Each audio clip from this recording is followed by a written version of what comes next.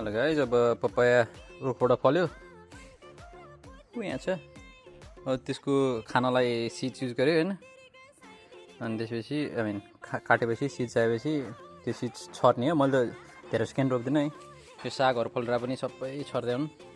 यहाँनिर अब ओखरा पनि आइरहेछ, के अरे चिउले भ्यान्टी, त्यो पनि पुत्तु छर्दिया रोपेर त त्यस्तो रोप्नै पर्दैन। पानी परे बेलातिर रोपिदियो भने छरिदियो भने अनि आफै सरेर आउँछ है, मिठो छर्ने हो।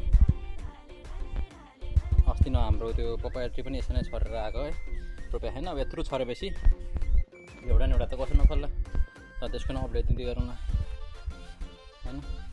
अब बिस्तारै जान्छ, जर्मिनेट हुन्छ, ठुल्ठुला हुन्छन्। अब हेर्न सागहरू पनि ठुल्ठुला भइरहन्। अनि हाम्रो